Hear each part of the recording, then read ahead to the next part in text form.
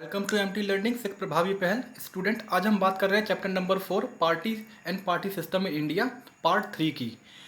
Part 3 के अंदर हम बात करने जा रहे हैं multi party coalition system. Bharat के अंदर किस प्रकार से मल्टी पार्टी कोलेशन सिस्टम चला है। इससे पहले हमने 2 वीडियो को अपलोड किया है जिसमें हमने पार्टी सिस्टम को समझा, वन पार्टी डोमिनेंस समझा कि कांग्रेस किस प्रकार से इंडिया के ऊपर डोमिनेंस कर रही थी। उसके बाद हमने ये समझा कि 1967 के दौरान किस प्रकार से जो है राम मनोहर लोहिया ने गैर कांग्रेसवाद के आधार पर सभी राजनीतिक दलों को एक किया, पार्टी को एक किया। कांग्रेस सिस्टम कैसे चला, एक मैनेजमेंट कैसे चल रहा था। भारत के अंदर पार्टी सिस्टम 3 प्रकार से डिवाइड किया गया था, one party system, two party system और multi party system. Third section में आज हम बात करने जा रहे हैं मल्टी पार्टी सिस्टम की। आइए बात करते हैं multi party system. Coalition politics की शुरुआत भारत के अंदर 1967 से ही हो चुकी थी और यदि एक दौर में समझा जाए तो 1967 का जो चुनाव था वो भारत की राजनीति में सबसे महत्वपूर्ण चुनाव माना जाता था। होता यह है कि राम मनोहर लोहिया जब गैर कांग्रेसवाद का नारा देते हैं और सभी राजनीतिक दलों को जो है आपस में एकजुट कर देते हैं, तो उस समय पहली बार जो है एक सिंगल पार्टी होने का मतलब भारत में समझाया जाता है कि यदि सामने कांग्रेस है, अगर कांग्रेस को आपको हराना है तो सभी पार्टी को मिलकर के एक सिंगल पार्टी बनानी पड़ेगी। यानी कांग्रेस के कैंडिडेट के सामने अपना एक कैंडिडेट आपको उतारना पड़ेगा, तभी आप कांग्रेस को हरा सकते हो। ये नारा पहली बार राम मनोहर लोहिया ने प्रेजेंट किया। राम मनोहर लोहिया ने ये कंसेप्ट को आगे बढ़ाया और देखते ही देखते भारत के अंदर जो है एक टू पार्टीज या कहें कि bipolar system, bipolarity system, party system India में डेवलप होना शुरू हो गया। एक तरफ कांग्रेस और दूसरी तरफ गठबंधन की पार्टियां, और सभी पार्टियां मिलकर के चुनाव लड़ने के लिए तैयार हो गई। और भारत में जो है इसको अलग अलग नाम से अलग अलग जगहों पर जाना गया। SVD, संयुक्त विधायक दल, एक साधारण नाम इसको दिया गया। यानी कि एक तरफ कांग्रेस और दूसरी तरफ संयुक्त विधायक दल। और जिस राज्य में जिस राजनीतिक दल की पैठ ज़्यादा थी, जिस स्टेट में जो पॉलिटिकल पार्टी ज़्यादा स्ट्रांग थी, वही पॉलिटिकल पार्टी ने गठबंधन कर लिया। पंजाब के अंदर इसको पॉपुलर यूनाइटेड फ्रंट कहा गया। पंजाब के अंदर इसको पॉपुलर यूनाइटेड फ्रंट कहा गया, जिसके अंदर जो है अकाली दल भी थे, CPI, CPIM के पार्टियां, SSP, रिपब्लिकन पार्टी, यानी कि कमोवेश लगभग जो पार्टी संभव हो सके जो कांग्रेस के साथ नहीं है वो मिलकर के एक पार्टी बना ले। इसी प्रकार से भारत के अंदर जो है एक कोलिशन पॉलिटिक्स भी कह सकते हैं और एक बायोपोलैरिटी सिस्टम या टू पार्टी सिस्टम के रूप में वो डेवलप हो रहा था, आप उसे भी कह सकते हैं। The number of political party that enter the electoral arena was also increased. और इसी के साथ ही जो है कई छोटी छोटी पार्टियां भी बढ़ने लगी, कई पार्टियां कांग्रेस से अलग होने लगी। और आप जानते हैं कि कांग्रेस से अलग होकर के नई पार्टियां बनना शुरू हो चुका था। और देखते ही देखते एक महागठबंधन, भारत की राजनीति में महागठबंधन एक ऐसा शब्द है जो हमेशा ही किसी न किसी रूप में हर चुनावों में उभर के सामने आता है। चुनावों से पहले महागठबंधन बनता है नहीं बनता है ये कह पाना मुश्किल हो जाता है, क्योंकि अंतिम क्षण तक आते आते वो महागठबंधन बिखर जाता है। हर पॉलिटिकल पार्टी अपने अपने इंटरेस्ट के साथ अलग हो जाती है। शुरुआत महागठबंधन से ही होती है। तो महागठबंधन एक ग्रैंड अलायंस एक ऐसा शब्द है जो हर चुनावों में आपको सुनने को देखने को मिल ही जाएगा। 1961 में भी एक महागठबंधन के रूप में पूरा एक सिस्टम तैयार हुआ जिसमें कांग्रेस से भी पार्टी निकली हुई थी, समाजवादी पार्टी, जनसंघ और कई पार्टियां जो है उसका हिस्सा बनती चली गई। और एक नया पार्टी फॉर्मेशन बन गया, जनता पार्टी। ये जनता पार्टी इसका एक्सट्रीम पॉइंट था। यानी कि 1967 से जो है छोटी छोटी पार्टियां गठबंधन बना रही थी, कांग्रेस को हराया। महागठबंधन का नारा फिर बुलंद हुआ और फिर चुनाव हुए तो 1971 में महागठबंधन दोबारा बनाया गया, वो फिर हार गए। 1977 में आकर के एक बहुत बड़ा गठबंधन बनाया गया, एक लार्ज स्केल कोलिशन को बनाया गया। टू पार्टी सिस्टम डेवलप हो गया, एक तरफ कांग्रेस पार्टी और दूसरी तरफ जनता पार्टी। जनता पार्टी और कांग्रेस बड़ी पार्टियां बन गई, दोनों में चुनाव होता है, जनता पार्टी जीतती है। 1977 का जो दौर है वो इमरजेंसी के बाद का दौर है, उसको आगे के चैप्टर में हम समझेंगे। चैप्टर नंबर 5 और 6 में जो है उसको समझेंगे पूरे चैप्टर को, किस प्रकार से इमरजेंसी का दौर रहा है। उसके बाद चुनाव होते हैं, लेकिन पार्टी सिस्टम के अंदर आप समझिए कि टू पार्टी सिस्टम के अंदर जनता पार्टी 1977 में जीत जाती है। और भारत के अंदर ये कहें कि टू पार्टी सिस्टम का दौर भी 1977 तक चलता है। तो 1977 तक जो है पूरा टू पार्टी सिस्टम इंडिया में चल रहा है। उसके बाद 77 के बाद कांग्रेस पार्टी के अंदर भी कई पार्टियां टूटती हैं, कांग्रेस का पुनर्गठन हो जाता है। जनता पार्टी भी लंबे समय तक सरकार नहीं चला पाती है, वो भी बिखर जाती है, गिर जाती है। और जनता पार्टी के हटने के पश्चात भारत के अंदर एक बड़े गठबंधन के रूप में कोई बड़ी पार्टी उभर के सामने नहीं आती है और लंबे समय तक इंडिया के अंदर एक गठबंधन राजनीति का दौर शुरू हो जाता है, जहां पर मल्टी पार्टी सिस्टम फंक्शन करता है। मल्टी पार्टी सिस्टम इंडिया में तेजी से बढ़ता है। गठबंधन जनता पार्टी से कई पार्टियां टूट के अलग हो जाती हैं, कांग्रेस में से अलग हो जाती हैं, और हर नेता जो एक मशहूर या कहीं कि एक बड़ा नेता होता है उस आंदोलन में या कहीं कि जनता पार्टी के दौर में, वो सभी नेता अपने अपने फ्रंट के अपने अपने फ्रंट पे अपनी पॉलिटिकल पार्टी बनाते हैं। बिहार के अंदर जेडीयू की बात की जाए, आरजेडी की बात की जाए, समाजवादी पार्टी की बात की जाए, झारखंड मुक्ति मोर्चा की बात की जाए, हर एक पार्टी जो उस दौर में उस आंदोलन या कहें कि जनता पार्टी का हिस्सा रही, इवन एक दौर में बीजेपी भी उसी का हिस्सा थी, जनसंघ भी तो उसमें शामिल हो गया था और वही अलग भी हुआ था पहले, और अलग होते ही बीजेपी का निर्माण वहीं से ही शुरू होता है। तो आप समझे कि 77 के बाद से तेजी से जो है इंडिया के अंदर मल्टी पार्टी सिस्टम डेवलप होता है।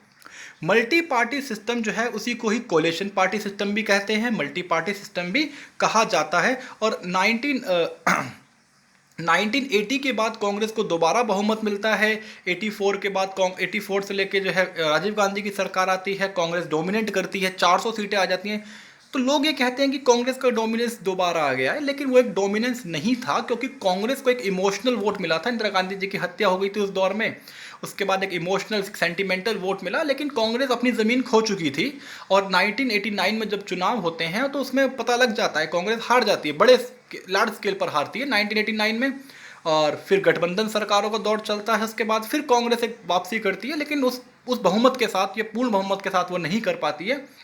और उसके बाद फिर गठबंधन का दौर चलता है 96, 97, 98, एक पूरा दौर जो है वो गठबंधन का रहा है। उसके बाद आकर के एक गठबंधन के रूप में एक पार्टी डेवलप होती है, ठीक है, तो उसको हम समझेंगे एनडीए के रूप में, एनडीए और यूपीए के रूप में। और इस रूप में जो है देश के अंदर फिर शासन चलता है, ठीक है। एनडीए जो है वो बीजेपी लीड करती है, वो भी गठबंधन है, और यूपीए कांग्रेस लीड करती है, वो भी गठबंधन है। तो दो बड़े गठबंधन, दो बड़े पावर सेंटर बनते हैं, लेकिन वो गठबंधन पावर सेंटर बनते हैं। कोएलिशन सिस्टम के अंदर ही टू पावर सेंटर का इमरजेंस हो जाता है। इंपॉर्टेंट क्वेश्चंस ये हैं हमें समझने के लिए कि मल्टीपल पार्टी सिस्टम के फीचर्स क्या हैं। तो सबसे इंपॉर्टेंट फीचर्स ये आ जाता है कि personality based multi party system या कोलेशन पार्टी सिस्टम जो है वो पर्सनैलिटी बेस्ड होती है। उसके अंदर, उस सिस्टम के अंदर कई सारे बड़े फेमस लीडर्स होते हैं, और वो उन फेमस लीडर की अपनी अपनी अलग अलग छोटी छोटी पॉलिटिकल पार्टीज होती हैं, जो कुछ सीटें जीतते हैं और फिर बार्गेनिंग करते हैं बड़ी पॉलिटिकल पार्टीज़ के साथ। तो ये एक बहुत इंपॉर्टेंट सिचुएशन है मल्टी पार्टी सिस्टम के अंदर। आप चाहे हर एक स्टेट को टटोल लीजिए, आपको बाला साहब ठाकरे, महाराष्ट्र में शिवसेना है, ठाकरे परिवार वहाँ चलता है, ममता बनर्जी एक बड़ी लीडर है, मायावती जी लीडर हैं, जयललिता, लालू प्रसाद है, हर एक लंबी फहरिस्त है।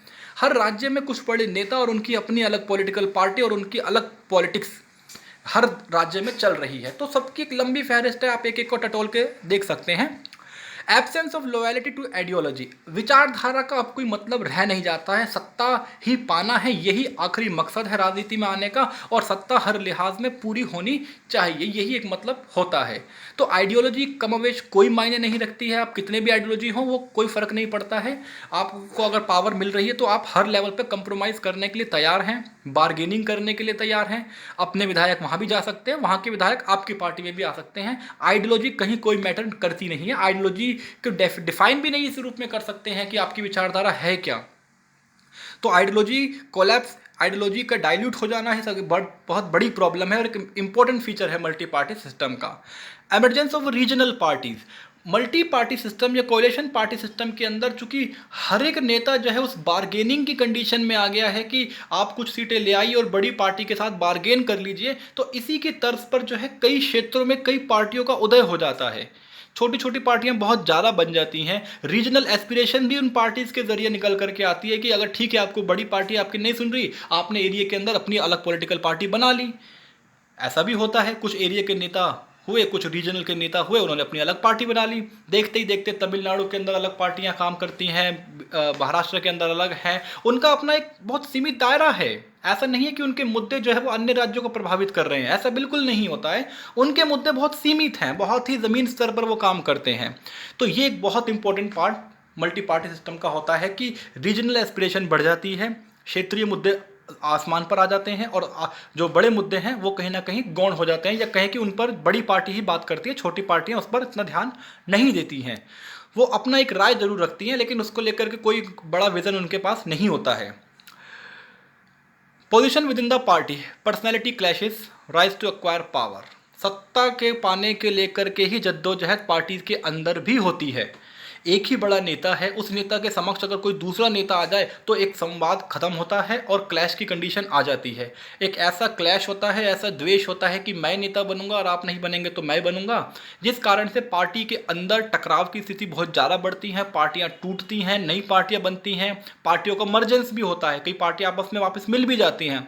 तो इस प्रकार की राजनीति जो है वो देखने को मिलती है। कास्ट के बेस पर, रीजनल के बेस पर कोई लॉयल्टी नहीं होती है, जाति के नाम पर कहीं कोई भी वोट जा सकता है, कोई भी नेता आ सकता है। तो आप समझिए कि किस प्रकार का जो है एक ऐसा सिस्टम बना हुआ है जिस सिस्टम के अंदर इंटरेक्शन बहुत ज़्यादा है, एक ऐसा एक्सट्रीम लेवल ऑफ इंटरेक्शन है नेताओं के बीच में कि आपके लिए ये एक समझ पाना मुश्किल है कि आखिर वो क्लेवेज कहाँ पर है, किस लेवल पर वो एक कटाव की स्थिति आपको दिखेगी जहाँ पर आप बाइफरकेट कर पाएंगे, आप ये समझ पाएंगे कि कौन सी पार्टी किस रूप में काम कर रही है। आपको सब पार्टियां एक जैसी दिखेंगी, हर कोई तो सब नेता एक जैसा दिखेगा, आपको डिफरेंस कहाँ कर पाएंगे, सभी पॉलिटिकल पार्टी एक जैसी दिखेंगी आपको।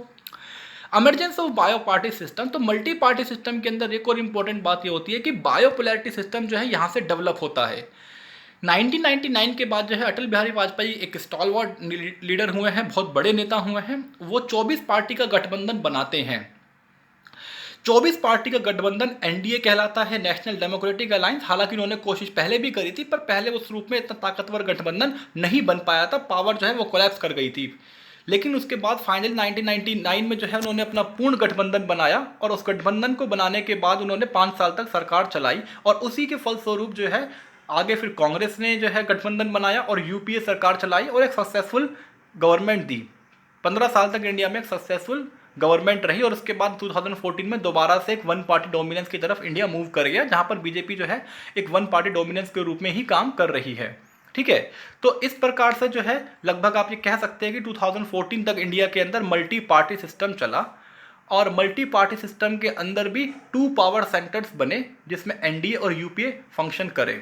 ठीक है, और दोनों को जो है मेजर पार्टी ने ही लीड किया। कोalition पॉलिटिक्स के अंदर भी 2 पावर सेंटर्स बने, यानी कि मल्टी पार्टी सिस्टम के अंदर भी 2 पार्टी सिस्टम फंक्शन करता रहा इंडिया के अंदर। आज भी जो है आप मल्टी पार्टी सिस्टम के अंदर भी कांग्रेस कहीं या कहें कि बीजेपी फंक्शन कर रही है। तो मल्टी पार्टी सिस्टम एक बड़ा लार्ज फ्रेम है और उसके अंदर 2 पार्टी सिस्टम, बायो पार्टी या कहें कि single party one party dominance के रूप में काम करता रहा है। ठीक है, तो इस प्रकार से पूरा सिस्टम चलता रहा। यहाँ पर चैप्टर कंप्लीट होता है। वीडियो लेट हो रही है लेकिन कोई बात नहीं, हम चैप्टर आपको कोर्स पूरा कंप्लीट कराएंगे। वीडियो को लाइक कीजिए, चैनल को सब्सक्राइब कीजिए, वीडियो को शेयर कीजिए। जल्द ही नई वीडियोस आती रहेंगी। नेक्स्ट चैप्टर के साथ फिर मिलते हैं। Thank you so much.